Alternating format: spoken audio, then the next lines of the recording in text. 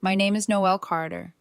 I'm 32 years old, and until recently, I believed that if you built your life carefully enough, nothing truly collapsed without warning. I work as a logistics coordinator in Denver. My days are structured, not rigid, just deliberate. I wake up at the same time every morning. I leave my apartment at 8. I stop at the same coffee shop where they already know my order. By 6, I'm usually home unless something slips. Evenings are simple. The gym, quiet dinners, sometimes just sitting on my couch with a book I actually finish. 3 years ago, I signed the lease on my apartment. It was mine before it became ours, before Marcus. Marcus Hale is 29, charming in a way that feels effortless. The kind of man who doesn't walk into a room, he settles into it like he's always belonged there. People don't question him, they adjust around him. We'd been together for 3 years, engaged for 8 months. He moved into my apartment 6 months ago. The lease was in my name, always had been. The problem didn't start with money. It started with trust. Marcus had this way of treating access like affection. If he had your passcode, he felt loved. If you hesitated, even slightly, he'd tilt his head like you'd just admitted something without saying it. Early on, it was small things. My phone died. What's your code in case I need to call someone? Fine. Then it became location sharing. All the time, he said, like it was obvious. Just so I know you're safe. I told myself it was harmless, that relationships required compromise. That word, compromise, can blur into something else if you're not careful. By the time wedding planning started, everything had a number attached to it. Venues, dresses, photography packages, hotel blocks. Marcus would scroll through Instagram Reels, turn his phone toward me, and say, "This is the vibe." And then he'd look at me. Not like a partner, like a solution. I wasn't opposed to spending money. I'd been saving for years. But I also wasn't careless. I tracked everything. Budgets, bills, accounts. Control, but the healthy kind. Marcus hated that. 2 weeks before everything ended, he brought it up for the first time. Not a joint account. Not shared wedding savings. My account. The one my paycheck went into. He said it casually, like it was already decided. If we're getting married, I should be on your account. Or you add me. Same thing. I remember looking at him for a second longer than usual. I'm happy to open a joint account, I said. For wedding expenses. We both contribute. It's clean. His smile didn't disappear. It tightened. Why would we do that? He asked softly. When you already have one. Because boundaries don't disappear just because there's a ring. I didn't say it like that out loud. I said, because it's fair. He didn't argue. He just went quiet. And Marcus, quiet, was never neutral. It was strategic. A few seconds later, he exhaled slowly and shifted his tone, gentler, almost patient. If you don't add me, he said, it tells me you don't trust me. There it was. Not a conversation. A test. I trust you, I said carefully. I just don't give anyone full access to my finances. Not even myself when I'm tired. He rolled his eyes like I'd just proven his point. And then he dropped it. For 12 days. Long enough for me to think maybe it had passed. It hadn't. Last Friday, I was in the middle of a warehouse walkthrough when my phone buzzed. I expected something normal. Instead, I got this. Add me to your bank account tonight, or we're done. I'm not marrying someone who keeps me locked out of her life. I stared at the screen longer than I should have. My heart didn't race. That was the strange part.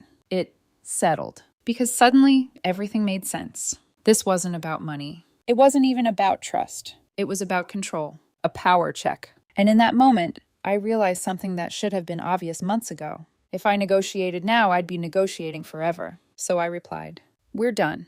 I screenshotted it, emailed it to myself. Then I locked my phone and went back to work like I hadn't just watched my engagement dissolve in 4 words. That night, I didn't cry. I didn't throw anything. I moved like I was following a checklist. First, accounts. Bank password changed. Email changed. Apple ID, 2-factor turned on. Credit report checked. No surprises. Second, access. Marcus had my door code. I changed it. Then I called a locksmith anyway. Same night rekey. I wasn't interested in guessing how many spare keys existed. Third, his things. I didn't want a scene in my living room. So I made a plan. I rented a storage unit 10 minutes away. Bought bins, tape, a marker. I packed everything neatly. Clothes folded. Shoes paired. Toiletries sealed. Even his electronics wrapped carefully. At 9:30 p.m., I left one bin by the door. Essentials, jacket, charger, basic things. I wasn't trying to punish him. I just wasn't letting someone who turned our relationship into leverage sleep in my home. I left a note on the counter. You gave an ultimatum. I accepted it. Your things are safe. I'll send the storage address.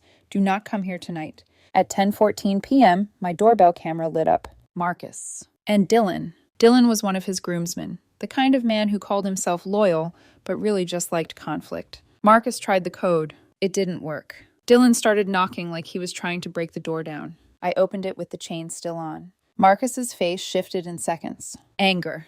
Then disbelief. "Are you serious?" he asked. "You changed the locks?" "You said we're done." He let out a short laugh. "I didn't mean it like that." "Of course he didn't." Dylan leaned forward. "Noelle, you can't just lock him out. That's illegal." I kept my voice level. "The lease is in my name. He can get his things from storage." Marcus's eyes sharpened. "So you're choosing money over me?" I shook my head once. "I'm choosing peace over ultimatums." That's when his expression changed again. Softer. Hurt. Calculated. His voice dropped. "Noelle, don't do this." For a second, just a second, I felt it. The pull. The version of him I thought I was marrying.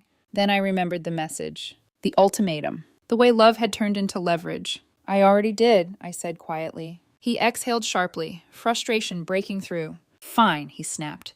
"Then give me the ring back and I'll tell everyone exactly what you are." I met his eyes. "Good night, Marcus." And I closed the door. The silence that followed wasn't empty. For the first time in months. It felt right. 4 days later, on Saturday morning, I texted Marcus the storage address and offered him 2 pickup windows with the facility manager present. I kept it short, professional, no emotion, no invitation to reopen anything. He replied with a paragraph almost immediately. According to Marcus, I was weaponizing money, humiliating him, abandoning him after everything he had sacrificed for me. He ended it by saying he would get his things when he felt like it.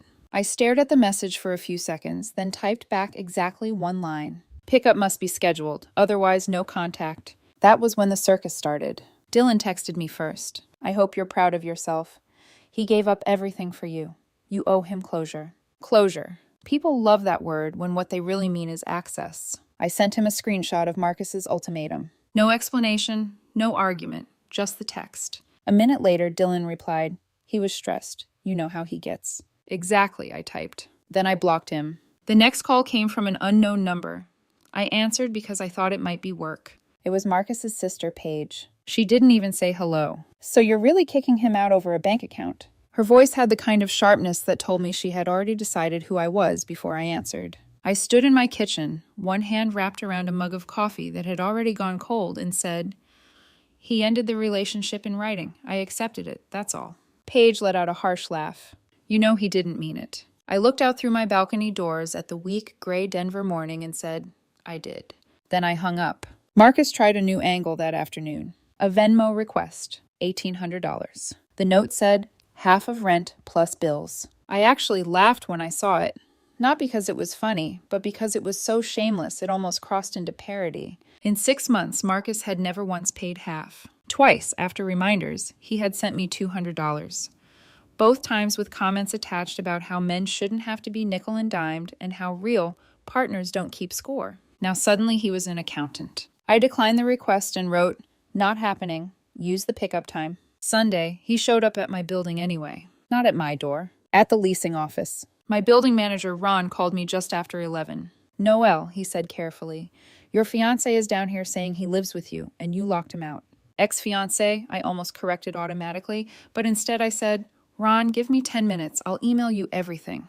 I sent him the screenshot of the ultimatum and a copy of my lease. Ron responded with one line. "Got it. We'll handle it." 3 minutes later, Marcus texted me. "I can't believe you embarrassed me in front of your building." I didn't reply. I screenshotted that too. By Monday morning, he switched tactics again. This time, crisis. "I'm at urgent care. I'm scared. Please." No location, no detail, no explanation. Just a hook dropped into the water, waiting for me to bite. I read it twice, feeling something cold and exhausted move through me. There had been a time when a message like that would have sent me scrambling. Shoes on, keys in hand, heart pounding. But once you see the pattern, you can't unsee it. So I answered once. "If you need medical help, call family or 911. Do not contact me." His response came instantly. "Wow, so you never loved me." And there it was. Not an emergency. A test. By Tuesday, he finally agreed to pick up his things. We met at the storage facility with the manager in sight the entire time. I handed Marcus the unit key and the printed inventory list I had made. Clothes, shoes, toiletries, hair products, electronics, documents. He looked at the list like it personally offended him. "You really did all this," he said. His tone wasn't grateful. It was wounded, but not because he missed me, because I had acted without waiting for his permission. I folded my arms and said, "You really sent that text." For the first time since all of this started, he went completely quiet. There was no performance in his face then, no softness, no outrage, just a brief, ugly stillness, as though he had caught sight of himself and didn't like the angle. Then he bent and started pulling things from the unit. A blender I had bought. A rug he suddenly claimed we chose together, though I had purchased it a year before I met him. 2 bar stools I'd owned for years. I cut him off before the argument could form. Take what's yours, leave what isn't. If you remove anything that belongs to me, I'll file a report. He straightened slowly and stared at me. You wouldn't. There was contempt in it, but underneath that, something else. Disbelief. Because Marcus had spent 3 years learning the places where I softened, the moments I explained more than necessary, the spaces where love made me generous past reason. I looked directly at him and said, "Try me." His jaw tightened. He took his boxes, loaded his car, and drove away without another word. I stood there for a few seconds after he left, listening to the hum of the facility gate, the rattle of a cart someone pushed 2 aisles over, the thin whistle of wind slipping through the open corridor. I really thought that was the end. It wasn't. The quiet lasted 9 days. Then he showed up at my job, not inside the warehouse, at the front desk of our office building downtown. My receptionist emailed me first. There's a man here saying he's your fiancé and needs to speak with you about your shared finances. Shared finances. I read that phrase twice and felt my stomach harden. Not because I was afraid, because I knew exactly what he was doing. He wanted witnesses. He wanted a stage. He wanted to force me into a scene where refusing him would make me look cruel.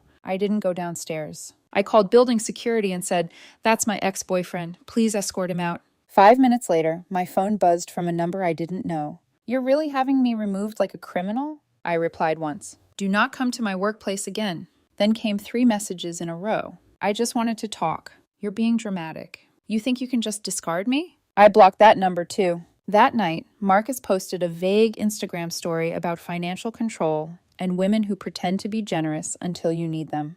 Mutual friends started circling almost immediately. One guy from our broader friend group, Travis, messaged me. "What happened? He's saying you trapped him." I sent the screenshot again. At that point, it felt like passing around a document in a case file.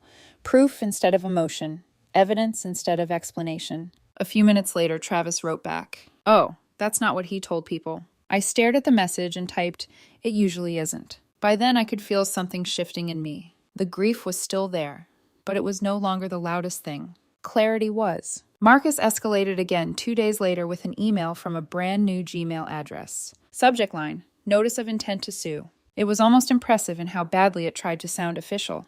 He accused me of illegally evicting him, claimed he had paid half the bills, claimed I was withholding shared property and causing emotional damages. Emotional damages. We weren't married.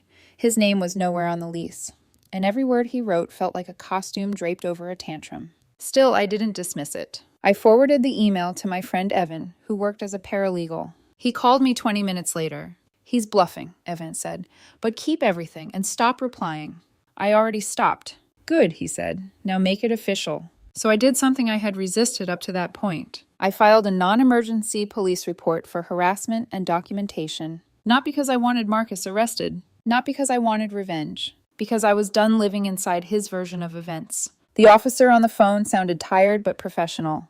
He asked for dates, screenshots, names, the workplace incident, prior contact attempts. I had all of it. Every message, every call, every screenshot.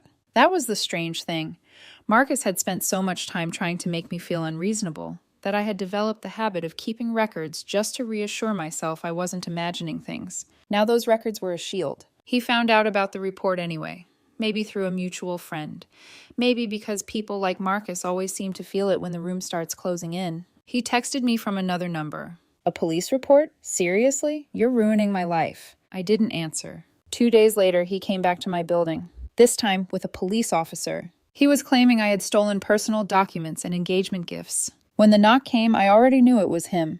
Something in me had started anticipating the rhythm of his escalation, the way you learn the timing of a storm after listening to thunder long enough. I opened the door with the chain still on. The officer introduced himself, calm, neutral. Behind him, Marcus stood with his arms crossed and his chin lifted slightly, like a man standing just close enough to victory to taste it.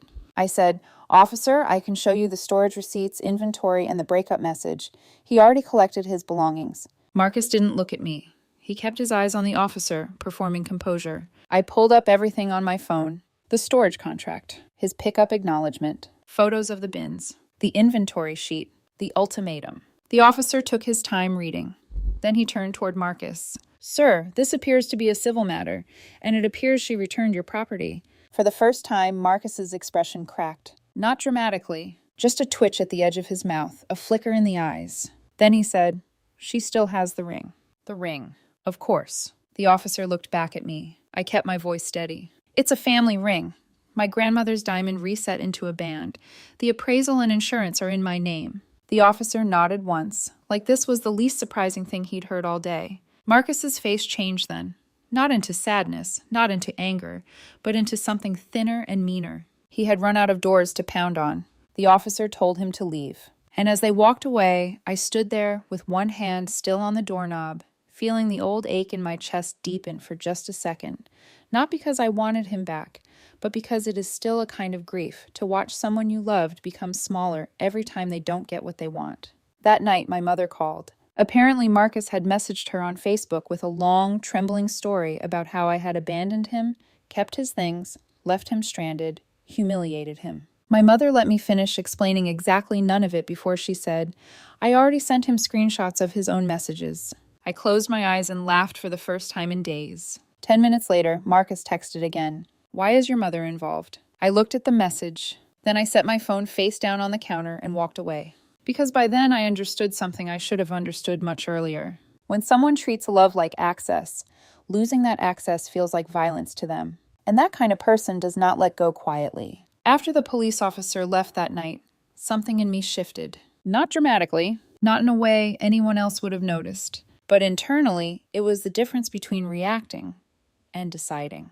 The next morning, I scheduled a 1-hour consultation with an attorney. $300. I almost laughed when I paid it, not because it was expensive, but because of how small it felt compared to everything Marcus had tried to take control of. I walked into that office with a folder so thick it felt excessive for a relationship that had ended with a single text. Screenshots, call logs, emails, dates, notes. The attorney flipped through everything slowly, methodically, occasionally nodding. When she finally looked up, she said, You've done exactly what you should have done. There was no praise in her voice, just confirmation. Next step, she continued, is a cease and desist.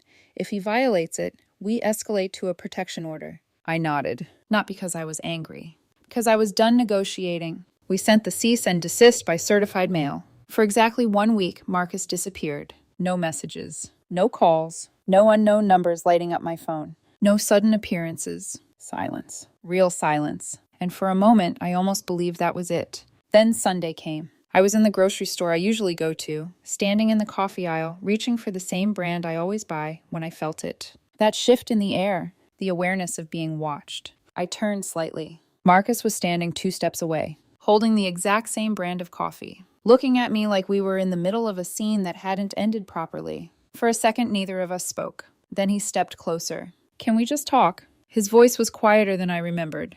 Softer, controlled, but there was something underneath it. Not regret, expectation, like this was inevitable, like access to me was something that could be paused, but never fully removed. I looked at him, really looked, and for the first time, I didn't see the man I thought I was going to marry. I saw someone who had mistaken proximity for ownership. No, I said, nothing else. No explanation, no softening. I turned and walked away. I could feel his eyes on my back the entire time, but I didn't slow down, didn't hesitate, didn't turn around. And as I stepped out into the parking lot, something unfamiliar settled in my chest. Not relief, not sadness, anger. Not loud, explosive anger, quiet anger. The kind that comes when you finally understand that someone never saw you as an equal, just as something they were entitled to. That was the moment I stopped hoping he would understand. 2 days later, he violated the cease and desist. He emailed my work address again. Then, the next day, he sent Dylan to my building with a message that he framed as something important Marcus needed me to have. I didn't open the envelope. I didn't read the message. I didn't engage. I documented it. And then I escalated. I filed for a civil protection order. The process itself felt surreal. Filling out forms, attaching evidence, reducing 3 years of a relationship into a timeline of boundary violations. By the time the court date arrived, I wasn't nervous. I was ready. Marcus showed up dressed carefully. Soft colors, neutral tones, a version of himself that looked quieter, calmer, almost reflective. If you didn't know him, you might have believed it. He avoided my eyes when we sat down. The courtroom was smaller than I expected. Quiet, controlled, the kind of place where emotions didn't matter unless they were backed by facts. When the judge asked him to speak, Marcus leaned into that version of himself. He said he had just wanted closure, that he had been emotional, that the text wasn't meant as an ultimatum, that I had overreacted. He spoke gently, measured, like someone explaining a misunderstanding. Then the judge asked one question. "Did you send the text?" Marcus hesitated, just for a second. Then he said, "Yes." The judge nodded. "And did she respond, ending the relationship?" Another pause. "Yes." The judge didn't react. He turned to the documents in front of him. My screenshots, the police report number, the email logs from my workplace, the timeline. He flipped through them slowly, deliberately. Then he looked back at Marcus. "Sir," he said calmly, "you do not get to issue an ultimatum to gain leverage, then claim victimhood when the other person accepts it." The room felt smaller in that moment. Marcus didn't respond. The judge continued. "Continued contact after being asked to stop constitutes harassment.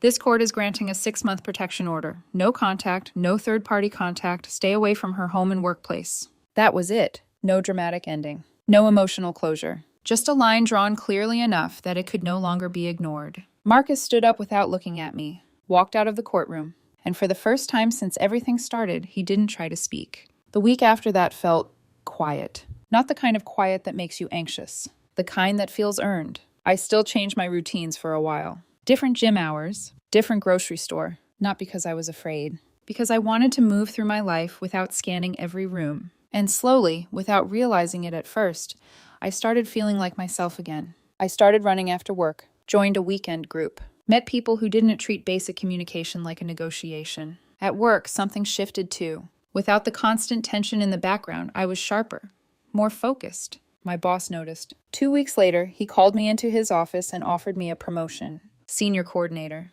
With a raise that made me laugh. Not because of the number, but because of what it represented. Independence. Clarity. Choice. And yes, eventually I started seeing someone. His name is Aiden. He's 31. He has his own place, his own life, his own sense of boundaries. The first time he texted me late at night, it wasn't to check where I was. It wasn't to test me. It was just to say he had seen something that reminded him of me, and he wanted to share it. No pressure, no leverage, just presence. And that's when I realized something I wish I had understood years earlier. Love doesn't require access to prove itself, and boundaries aren't cruelty. They're clarity. If someone only feels secure when they have full access to your life, they don't want partnership. They want control. And the moment you stop giving it to them, that's when you finally see who they are.